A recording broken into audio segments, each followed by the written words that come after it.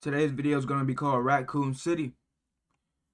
My boy Antonio Speaks is going to tell us about how raccoons came to be. They call them white conservatives.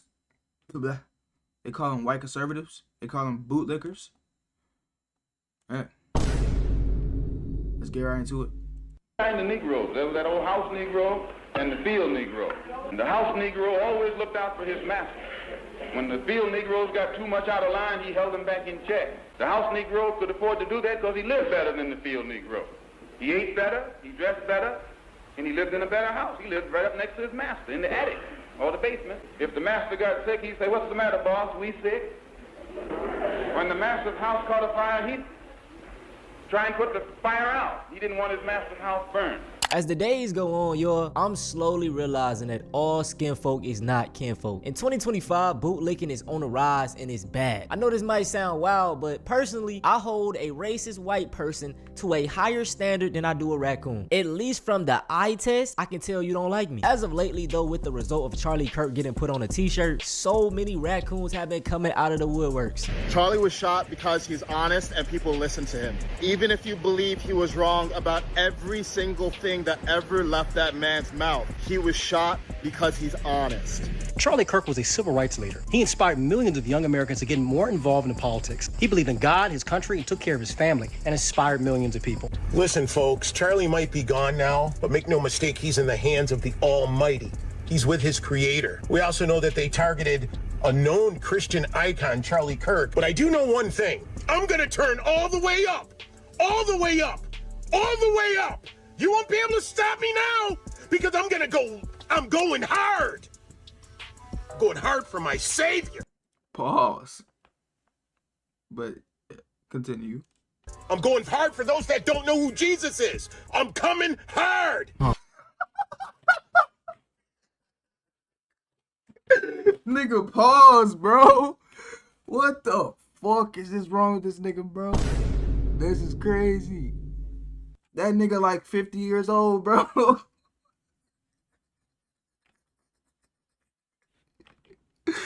That nigga tweaking, bud.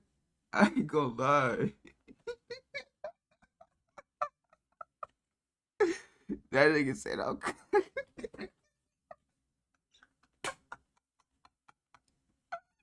Oh my God, bro. Oh, hell no, man. What the fuck, man?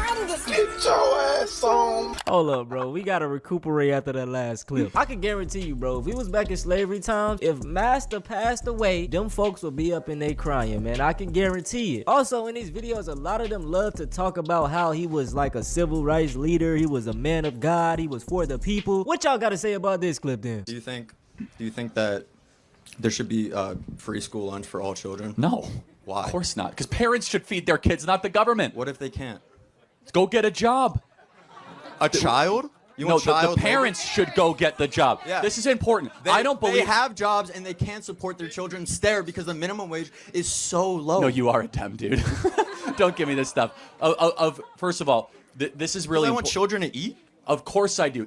Show me a single child in America going hungry. Doesn't exist. I don't want to make this a Charlie Kirk video, but it's like, man, how can you explain clips like this? It shows you how out of touch this man was with reality. He said there's not a single child in America that's going hungry right now.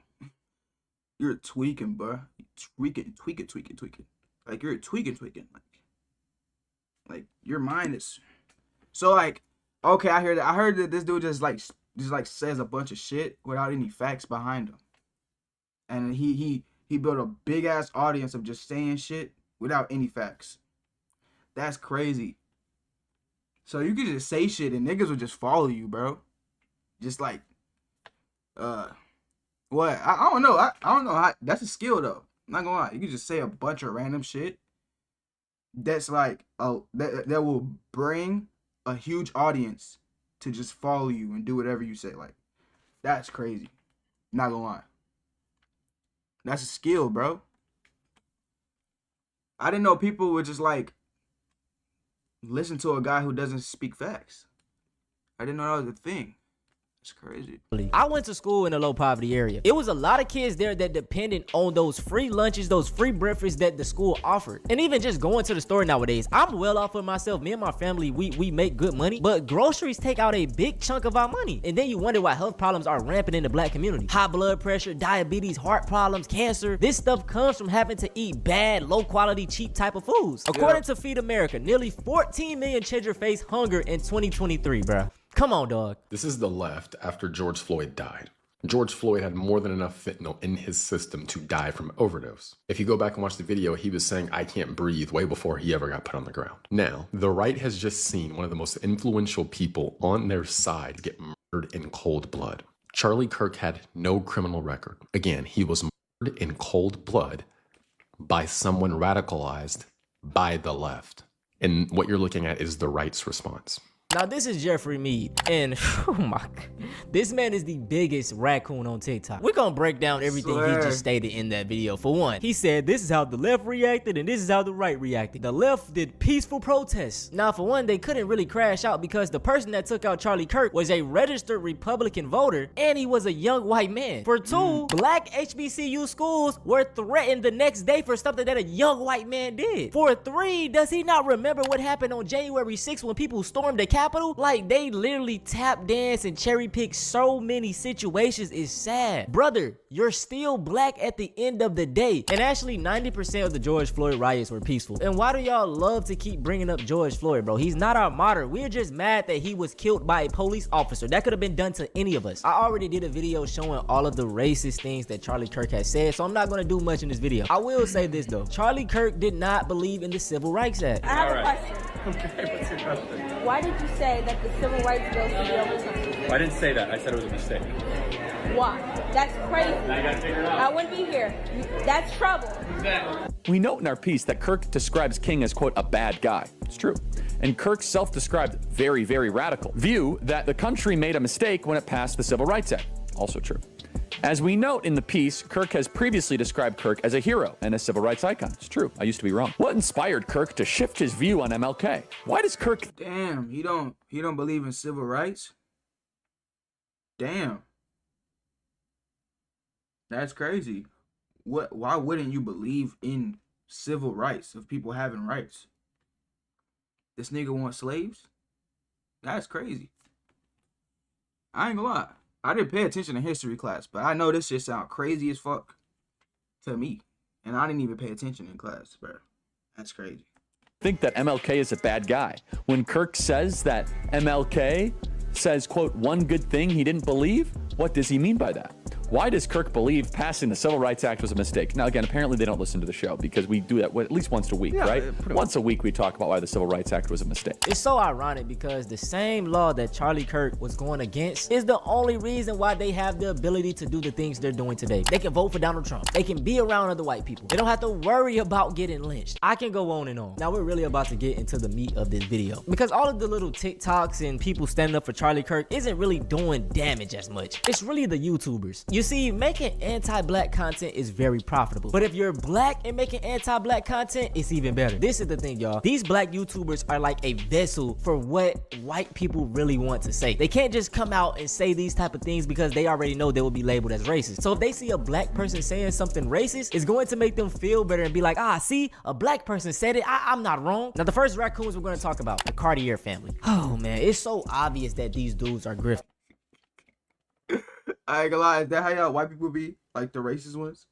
The ones that's like low-key racist? Did y'all be like, oh, see, I knew I wasn't racist. The black guy said it. Y'all be like that? That's crazy if y'all do. That's actually insane. You need a black guy to say something for you to actually own up on how you feel. Like, I respect the nigga who just stand on what he believe in over somebody who needs another person to validate how they feel, bro. That's crazy. That's actually weak. That's so weak. Like, you're weak as fuck. I ain't gonna cap. Nigga, I'm saying whatever, like, however I feel, anytime, anywhere. I don't give a fuck. Who disagree with me, I don't care. I'm not gonna lie. They started out making like music reaction content, and then that slowly dried up, so they needed to find a new source of income. So let's take a look at their channel. So you see the type of content that they do. But do y'all notice the same thing that I do? Black fatigue strikes. Black fatigue strikes murder. Trump goes nuclear on black fatigue in no video. Black fatigue strikes. Y'all get the point. What a lot of these people love to say is that, you know, we're just bringing awareness to it. We're trying to make the black community a better place. No, you're not. You're just fueling the fire for people to be more racist. I can guarantee that most of the people watching your videos have never had a real interaction with a black person. And don't get me wrong, it's nothing wrong with criticizing the black community, but clearly they're just doing this for views and approval of white people. The main problem is generalization. Whenever a black person does something bad, they stand for the entire group of black people. We're a monolith. But change it around and let a white person do something. It's a liberal, it's a Republican, it's this and that. No, why isn't it the same way? And here's another obvious example that they're pandering to their racist audience. In the title, they put Democrat attack Christians. Democrat. So it's not white fatigue. Here's another one. Charlie Kirk death triggers ultimate black fatigue. What did we have to do with it? The shooter was a white man. Put white fatigue, Charlie Kirk death. Like what? These dudes are so pathetic because they will never show anything negative towards the white community. And this is extremely easy to do. Have you heard about the South Carolina judge that got arrested for trying to get child you know what? Or better yet, how about the man that just killed 3 police officers? It's so many stories, bro. And if I was petty, I would just spam white fatigue videos and find degenerate videos of them. It is so easy to do that. That ain't my job here, man. My job is to unite my black people though. Some other channels like this are the Hodge Twins, Anton Daniels, Candace Owens, the Black Conservative, and I'm pretty sure more and more will come up. Listen, it might not be today, it might not be tomorrow, but these dudes will get their Negro wake-up call soon. Just like this dude did. He said, as a black man, I would be honored to fight side by side with you brothers, just like when you fought to free the slaves. Someone replied, us whites got this. You can help by packing your bags and getting the off our land.